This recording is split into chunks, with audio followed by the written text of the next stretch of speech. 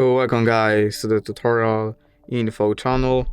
In front of me is FAIRPHONE 5, and in this video I am going to show you how to connect to Wi-Fi on this device.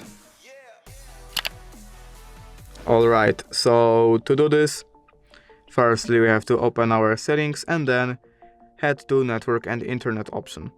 Then we have to click on the internet, add network.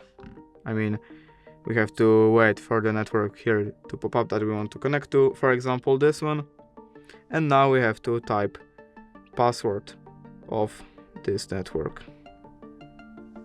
Now we have to click connect, and as you can see we are connected to it. And that's it.